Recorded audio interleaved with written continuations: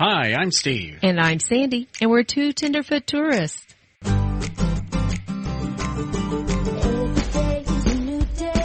Welcome to episode 100, A Taste of Route 66. Today on Two Tenderfoot Tourists, we'll be talking about an 80-foot blue whale, a 66-foot tall soda bottle, and Route 66. So we decided to take a little road trip, didn't we?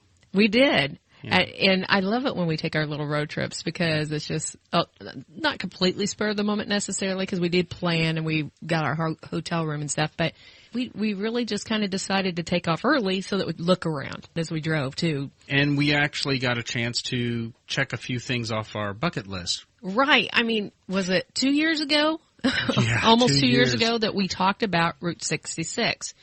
We found things on there that just fascinated us, and we got to see a couple of those. And it'd take a lot more than a weekend to cover all of them. Oh, yeah. I wish we had time to actually travel the full length and just see everything. Right. So when we first started off on our podcast, we talked, like you said, Route 66, episodes 10, 11, and 12. Right. And it was a 3-part series, and we basically went through and cherry-picked certain things along Route 66. Route 66. First of all, Steve, tell people where Route 66 goes. Oh, okay, sure.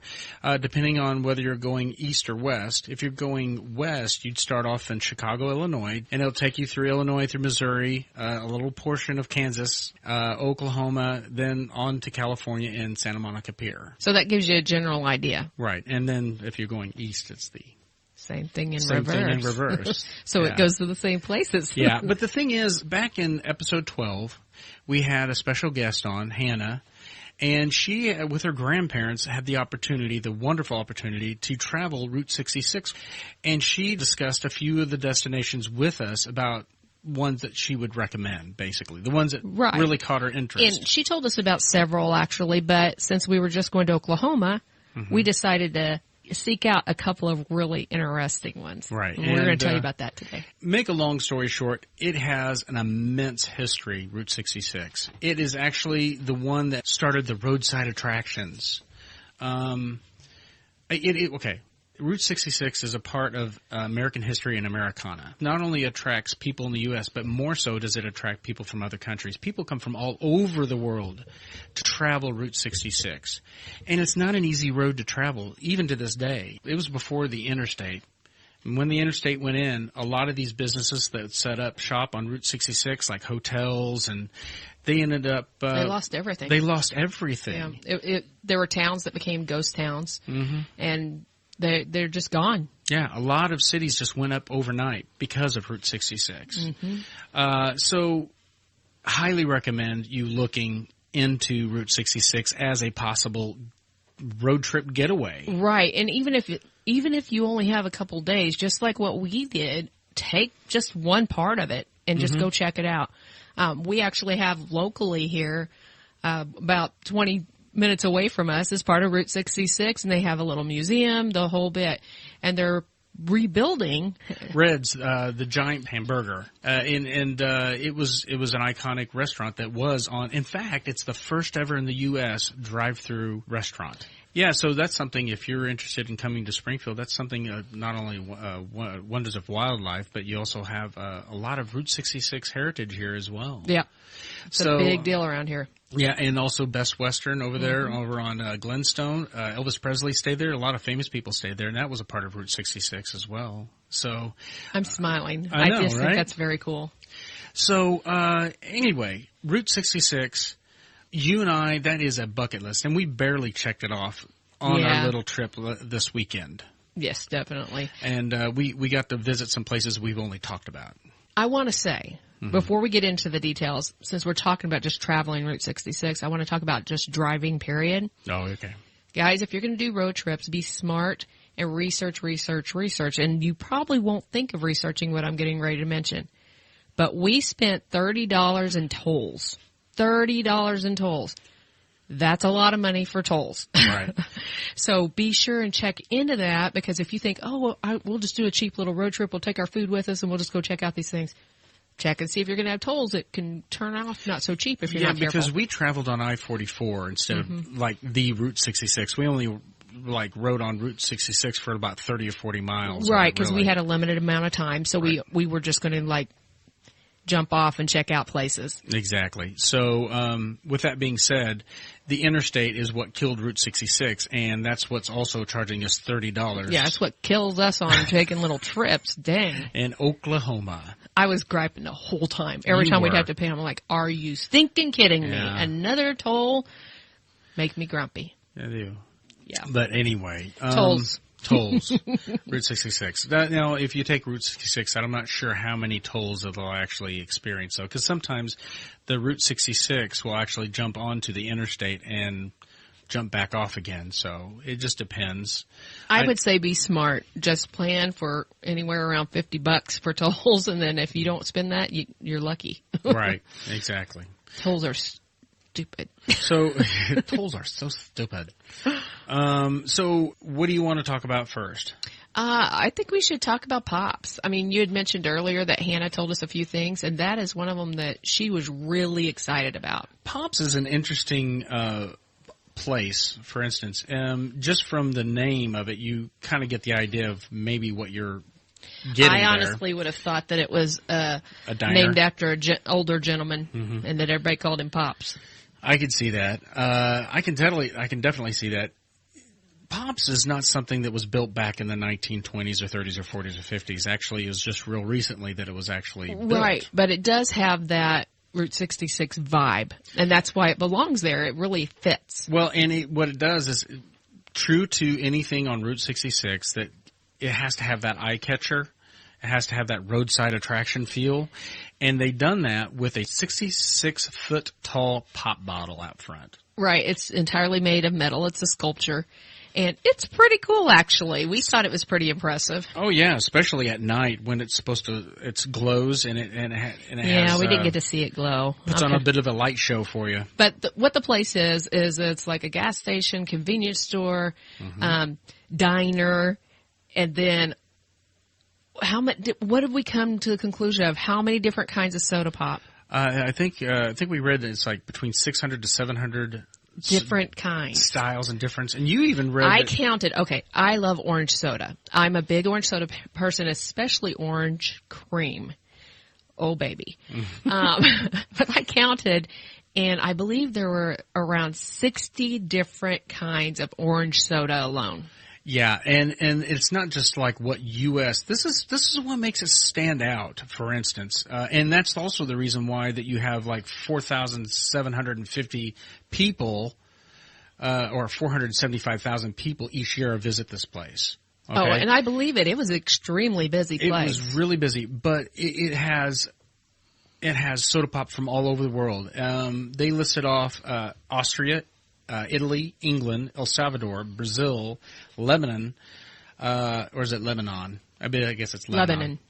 Lebanon. Oh, well, if it's out of the country, it's Lebanon. Lebanon. Yes, you're correct. Lebanon, Canada, Jamaica, and Mexico are just a name of a few different countries they receive soda from. I just think that's really cool. I will say this. The place was so busy that when we went over to pick our sodas, we didn't get to really look like we wanted to. We wanted to literally look at the name of all these different sodas. It was crazy. It's just too busy. You were being rude if you stuck around in front of one cooler. That's what I meant, cooler for very long. And a lot of the sodas were not refrigerated because there's so many kinds. Mm-hmm. Honestly, they could have made a bigger store easily. Oh, yeah, they could have. It's incredible. Easily. But I would do it totally differently. If we did it again, I would copy them, print them out, because they have a list online of flavors. I would go through and I would highlight everything I was interested in. Oh, yeah, no joke. And then I would just go in and go to the counter and say, can you find these for me? Right. Because I think it would have been a lot easier in the long run. I agree. I mean, it just because of the fact that it's like it would make it a lot easier for you just like, I want these. These are the ones I'm interested in. Do you still have these in stock?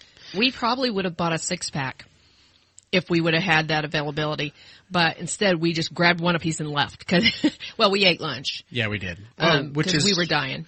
Now, what do you think of the diner area and the dining and the food in general? Okay, first I want to say the service was really good. It was good. It was very clean in the dining area. Mm-hmm. And I thought the food was good. Mm-hmm. I mean, I won't say it was like the best burger I've ever had, but I thought the food was good. I tell you what, it would be a good lunch to have if you've driven on Route 66 all day, and it would be something very well welcomed. What we didn't do, and I wish we would have shared a float. Yeah, they are very popular for their floats there. Yeah, I wish we would have done that, and we could have gotten 2 straws. Oh, It would have been all romantic. We could have asked the waitress to take our picture. We could have. What were we thinking? We could have done our own. Darn, we're good at taking pictures. I'm telling you. Right? But the waitress says you have a bottle of soda that you are interested in drinking with your meal. So basically, you can go and pick your soda, bring it to the table. Yep. And they'll give you ice, and you can just drink it right then if it's not already cold. Yeah. You can put it on ice. I thought that was a really neat addition to it all. Yeah, it really It's kind of funny, though, because you walk through the door, and there's this little podium there, like you would see in a restaurant. Big Whiskeys or something. Sure. And they're like, how many? Yeah, how many is it? Yeah. It's for a diner. Yeah, I was surprised we actually found a place to sit. It was so busy there. It got a lot busier right after we came in. Did you notice that? Yep. I was glad we ate when we did. I love the fries. The fries were delicious. Fries were so good. Now, just to give everybody an idea of what this place kind of looks like, outside of the fact that you have the 66-foot tall soda bottle outside, but I mean, you had 4 walls, and 2 walls of which are at like a 45-degree angle, and they're complete glass with glass shelving filled with soda pop bottles, filled from top to bottom, side to side, just pop bottles of all different kinds. Of course we did what everybody else would do. We tried to touch one. Yeah.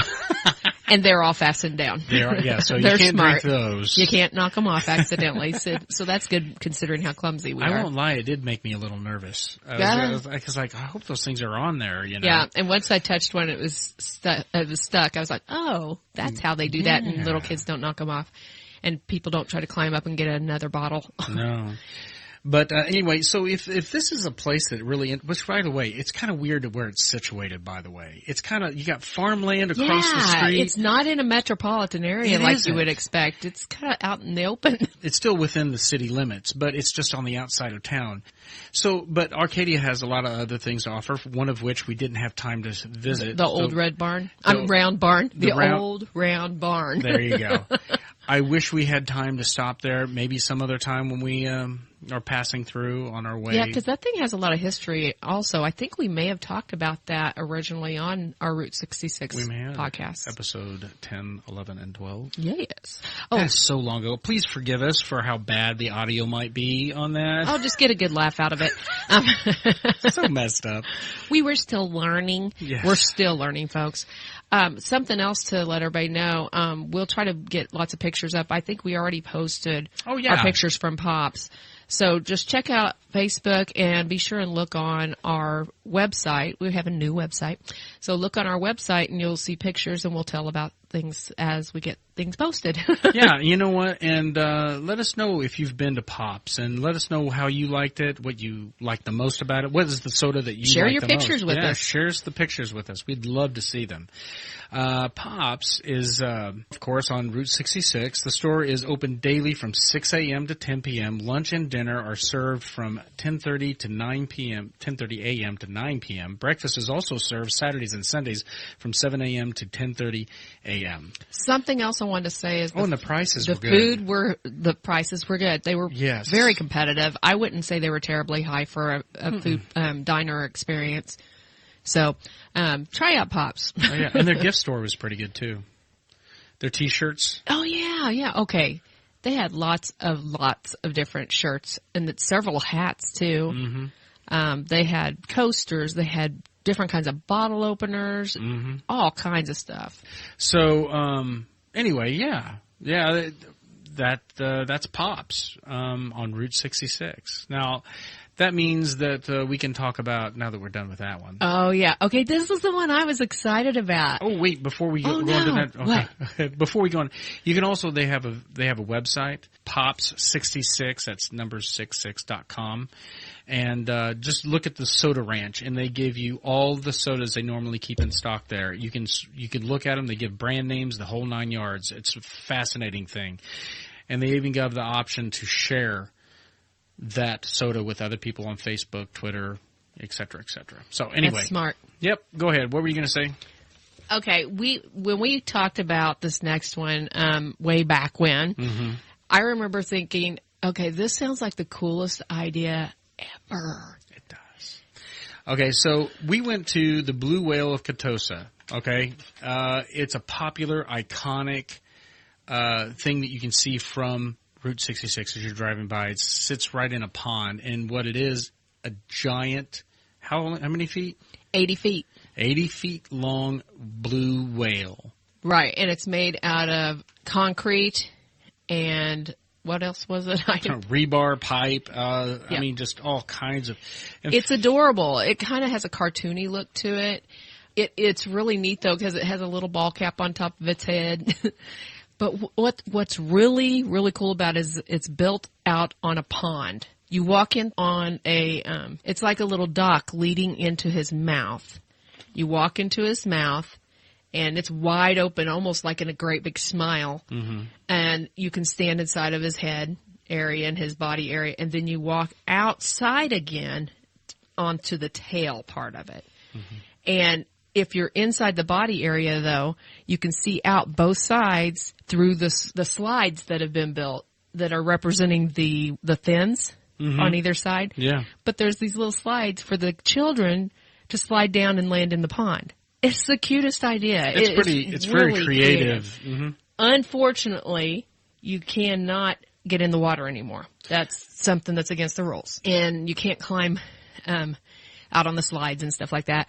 If you keep walking, though, towards the back, like I said, you walk outside again, and you go to the tail. You can either go into the tail and look out the back end of it, or you can climb up a ladder again and climb up on top of the tail. Mm-hmm. And I'm assuming people used to dive off of it. But it's the neatest thing. I mean, it's built in 72, I believe. Yeah, he began construction in 70 and ended it in 72. And what was this built for again? Was it his wife for their anniversary? 34th wedding anniversary. Now, when we showed up there, they had a gift store, and we talked to a nice lady that was there. I didn't catch her name. But she handed us a little paper that detailed a little bit of history and things about the blue whale and people who were associated with it, who helped build it, etc., and the reasons why. The blue whale starts back with the man who actually built it, his name was Hugh Davis. He actually worked for the Tulsa Zoo, and him and his wife were both very much involved with zoology. So they had on his property, they had a pond that him and his kids and everyone loved to play in. They used to whittle out canoes. This is all according to the paperwork that the paper that they gave us at the they have Blue Whale of Catoosa. Yeah, they have a handout there that they give to the visitors. Which, if you go there, I recommend that you pick it up because it is a real quick very read. Informative. It's very informative, but it's like he wanted to. They wanted to give him something to play on, basically. So he started sketching out a blue whale, and he was the kind of guy that had the mindset that if you put your mind to it and whatever you decide to do, just go do it and finish it. Basically, a work ethic like none other. If you start it, finish it. Exactly. So every time he would sketch out a fish for the pond for the kids to play on, like on a napkin or whatever it is, it just kept on getting bigger and bigger and bigger and bigger and bigger. And before you know it, he ended up spending like all kinds of 2 years building this giant blue whale out there that you were talking about. He put in 2,920 hours. And you said it started. Concrete. He started building it in 1970 and finished it in 1972. 1972. Now, the interesting thing about that is that it becomes such an attraction as people drove by. He just originally built it for his kids. It becomes such an attraction. People pull over, and people would start playing on this thing. Without being invited. I don't know. They didn't mention if they, hey, come on in, without an invitation or anything. But that's what it certainly like. sounded like that, didn't it? But anyway, so make a long story short, people would slide off of it and they'd jump off the tail and do all kinds of crazy things. Nowadays, they'd be worried about lawsuits. And they actually mentioned that in the paper. That really? Says, unbelievably, nobody got bitten by a snake. Nobody broke a limb, got any cuts or bruises, and there was no lawsuits. So they were, and according to the paper, they felt like they were very blessed. It was a good time. So the thing is, it's like 20 foot tall, 80 foot long structure. He put in 100 hours or more. A friend of his, Harold Thomas, he was a welder who was a neighbor. He just came over, the goodness of his own heart, just for the fun of it, helped him weld this thing together and slap on the concrete. It sounds like you and Sean. It does. You guys do that. Do stuff like that. I still remember when we helped with sets for children's so plays. Much fun. At our church, and you guys built part of a submarine out of paper mache. And then we get it built, and we didn't know how we were going to get it there. Yeah, it was like, how are we going to get it in the door? And then we barely made it through the door with it. We're like, oh, what if we can't get it through the door? We've done that numerous times, by the way. Built something too big to fit through the door. But anyway, so it became one of the best loved iconic Route 66 stop-offs, basically, to stop by. And it says right here on the paper that from 11 a.m. until dark every day except Mondays or when it rained, people swam, picnicked, and fished in the pond. Speaking of picnic, they still have picnic tables there. They're really cute, too. They are really creative. Aren't they like... They're little whales, yeah. And then you use the spout from the whale, and is the table in front of the kid. It's a very cute idea. It looks like they probably would have little birthday parties there and stuff. You can fish there, but it is a catch and release. There is no keeping the fish. Mm-hmm. When we were there, it was kind of cute. There was a little family there with little ones, and they were yelling and screaming about everything. But it's outdoorsy. It's okay. It was a neat environment. Honestly, I think it was cool. I would have loved to have seen what it looked like in its heyday. I would have too, because just seeing it up close and personal, of course you could tell it was old. Yeah. But it was still really cool. When you see my pictures, you're gonna be blown away. That is amazing. It was very incredible. And it's no wonder why. I mean, you took pictures like we were coming up to it. I was looking at the GPS, and you're going like, I said, get ready. We're getting ready to see it, because I didn't know where the turnoff was. And all of a sudden it was there, and Boom. I'm just snapping stuff out the window. So, and you got some excellent shots. Well, they weren't blurry, we'll put it that way. But it's a really good way to see from the road what it looked like. And then we have some that when we got closer that really show the definition of the whole thing. I forgot to say when we were describing it as we walk in it, when you first walk inside the head, there's also a ladder that goes up to the other level in the head. It's not very big. It sounds big, but it's really not. But you could go up in there and look out the little portholes on the sides. Right. It's very creative. In fact, I posted pictures on Instagram. So if you're interested in seeing what we did, go to our Instagram page and check those out. Hopefully I'll have them up on our website pretty soon. And I'm sure we'll share them on Facebook also. I'm sure. So now to wrap this up. Okay, let's. I could talk a long time about it. It's just really fun. I could too. I just absolutely love it. It's such an iconic sort of destination, essentially. Okay, so let's give everybody a kind of a brief history of where they are right now. And It takes us back to 1988 when Hugh, with crippling arthritis, closed the whale in 1988. Hugh died in January 11th of 1990, and his wife Zelta, to whom he had given the whale as an anniversary gift, passed away on August 1st of 2001. All right. The Blue Whale is now owned by Dee Dee Davis Belt and her husband Dick Blaine and her sons John and Paul.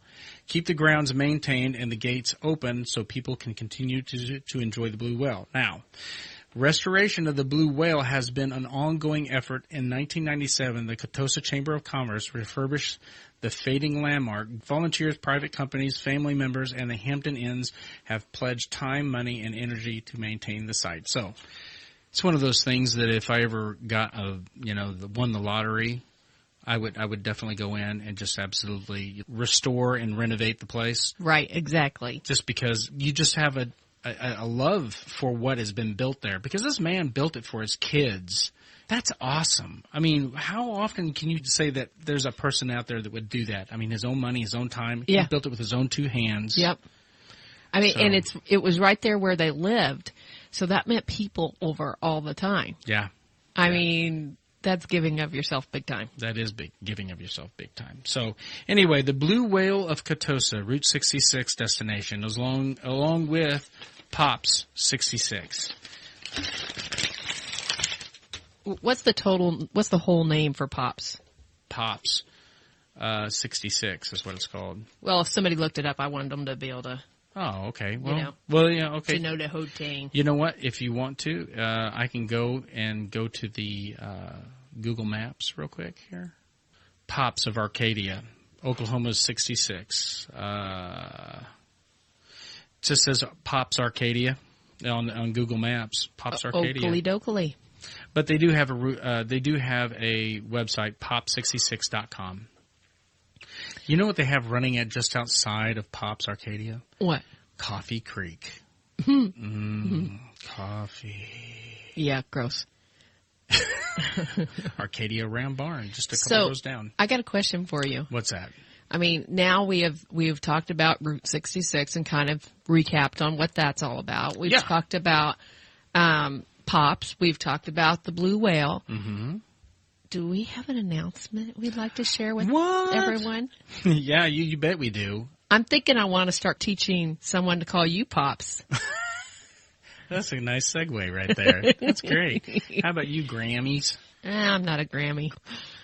Okay, so... But if you didn't get the hint, we actually found out we're going to be grandparents. And we're so excited for Kyle and Alyssa. And it gets crazier because they're pregnant with twins. So... And this is our first grandchildren. It is our first grandchildren. Now, if anybody was listening to our podcast back last year, they got married in February of last year. Right. And we had them on the podcast talking about their honeymoon destination. And remember, he got pulled over by the cops going really, really fast. Right after their wedding. Right as he was leaving their wedding.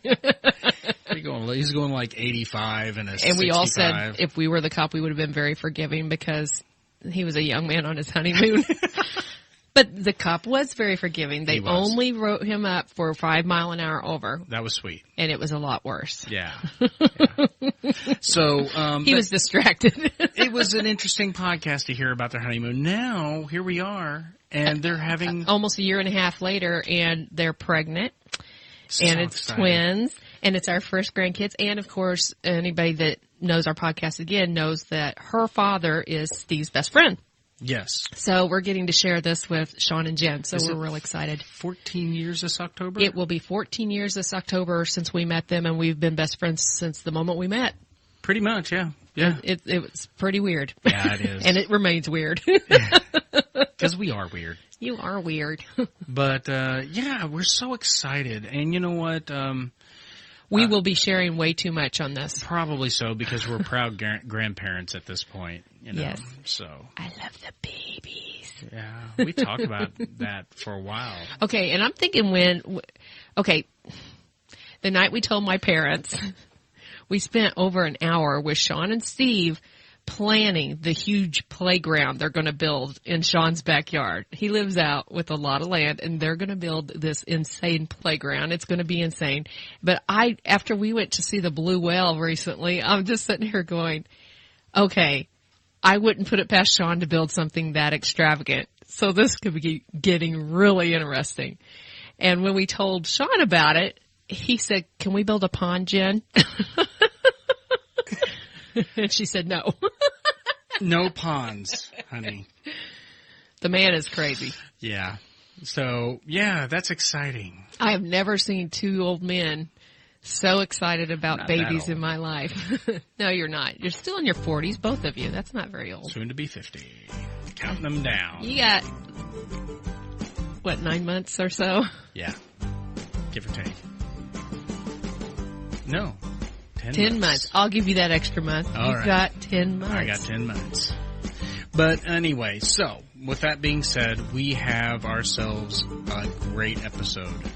It has been. I love it when we get to talk about things we go do ourselves. It's fun. Route 66, which we talked about in this episode, I want to take a month out. I know. And just travel it from one end to the other. Keep playing the lottery, baby. Yeah. And if anybody out there wants to say, you know what, we'll fund you, you go right ahead, have a great time. As we've said before, we are willing to do that experiment for you. We are more than willing to experience all that fun for you. But thank you, everyone, for listening to episode number 100. That's something we forgot to mention at the beginning, that this is a big deal for us. It is. This is our 100th episode. And we're making a few changes to our podcast, hopefully for the better. But episode 100, A Taste of Route 66. Two Tenderfoot Tourists is a weekly family-friendly podcast. If you like what you hear, be sure to subscribe on Podbean, Apple Podcasts, Google Play, Stitcher, TuneIn, Spotify, just to name a few. To get in touch with us and chat about this podcast or even your travel experiences, simply email us at tenderfoottourists@gmail.com or follow us on Facebook and Instagram. And don't forget to check out our new website at tenderfoottourists.com. That's TWO tenderfoottourists.com. Keep those suggestions coming. Maybe you will give us our best episode of 2019. I'm Steve. And I'm Sandy. Until next time, stay tender.